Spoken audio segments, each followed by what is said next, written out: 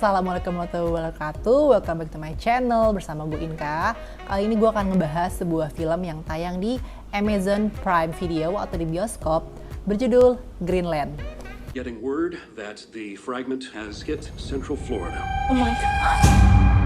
Wait, are some more pieces gonna hit? Come on, let's go.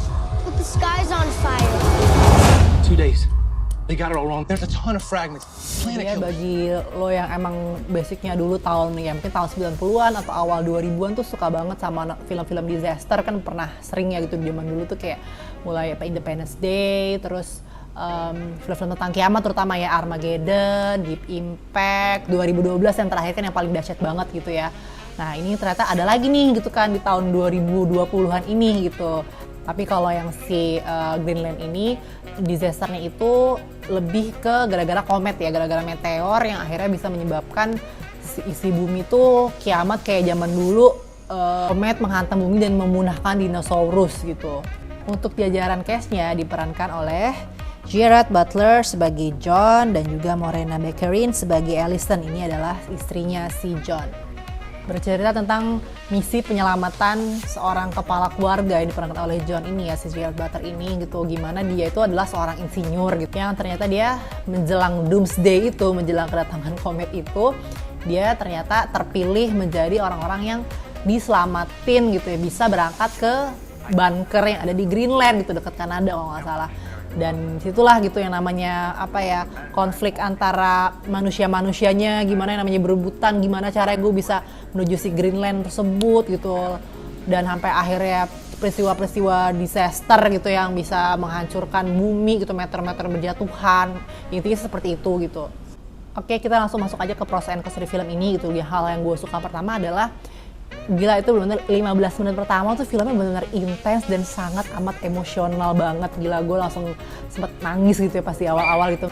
Dan yang gue suka lagi, film ini tuh kayak mudah dicerna gitu, jadi nggak yang terlalu belibet kayak ngomongin tentang antariksa gimana-gimananya. Terus pokoknya ini deh emosional banget gitu, emosional dan kayak gampang dimengerti. Dan yang gue suka lagi film ini tuh gak kayak film-film doomsday yang sebelum-sebelumnya gitu, dimana si negara Amerika selalu jadi negara yang kayak jagoan, berkat mereka dunia jadi selamat selalu kayak gitu kan. Dari Independence Day 2012 selalu deh tuh Amerika gitu. Cuman kalau di sini tuh nggak kayak gitu si Amerika itu nggak kayak pengen selalu jadi jagoan, enggak gitu. Bahkan si tokoh utamanya sendiri gitu, si John ini, dia tuh nggak jadi kayak pahlawan dunia, enggak gitu. Kayak cuman pahlawan keluarganya aja, gimana dia nyelamatin istri sama anaknya gitu, biar bisa ikut masuk ke dalam si bunker itu dengan segala macam konflik-konflik kecil sampai konflik besar yang terjadi gitu. Kalau untuk acting pemerannya, gue rasa sih oke lah Gerard Butler di sini gitu. Ya kelihatan karismatiknya, sama yang jadi cewek juga oke gitu. Teman yang menurut gue lebih outstanding justru si acting anaknya ini, namanya Nathan. Itu keren banget kan, dia memerankan jadi anak yang dia dia ada diabetes, dimana yang seharusnya dulu bisa naik pesawat karena nggak boleh, karena dianggapnya punya penyakit itu nggak boleh naik pesawat. Itu actingnya bagus banget. Itu namanya si Roger Dale Floyd. Jadi kan ceritanya kan di film ini tuh digambarin gitu ya, diperdengarkan di sebuah radio gimana gila komet tuh pengen menghantam mereka dalam beberapa jam lagi, dan katanya akan seperti zaman dulu ketika meteor memunahkan dinosaurus gitu ya kan, heboh banget. Cuma sayang itu untuk action ancur-ancurannya itu lu jangan ngarepin kayak 2012 sih, jauh. Ya katanya sih antara emang kayak kekurangan budget apa gimana, karena kan sebenarnya film itu bukan film untuk budget layar lebar, lebih kayak filmnya itu tadi streaming ya di Amazon Prime Video gitu ya. Kayak yang I want more gitu, gue pengen coba kelihatan lebih seremnya gitu, cuman ternyata nggak itulah.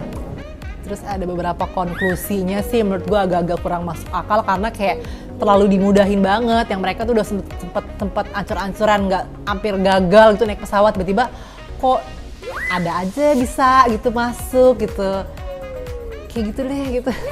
Nih sorry gue kalau agak-agak spoiler dikit gitu ya. Jadi kan memang di sini sempat ada flashback ketika si John ini, si bapaknya itu dia lagi melukin anak istrinya, terus dia kayak flashback masa kecil anaknya, terus dia lagi kumpul keluarga segala macam. Gue kira dia bakalan metong gitu karena dia sempat ada terluka gitu di tangannya kan, ternyata.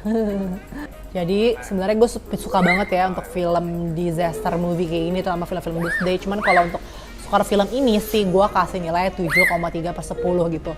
Jadi bisa dibilang sih kayak gabungan antara film 2012, Armageddon, sama Deep Impact.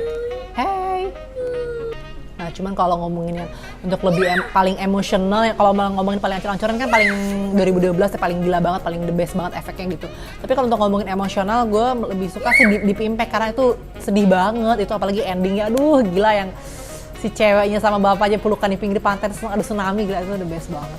Jadi sebenarnya yang gue rasa musuh utama di film itu bukan meteornya, bukan kometnya, gitu. Teman adalah manusia-manusia yang serakah, yang intinya berebutan gimana caranya gue harus selamat tanpa ngeliatin, tanpa peduli orang lain, yang sikut kanan kiri, yang penting gue selamat. Nah itu yang musuh utamanya di film itu sebenarnya ini gitu loh.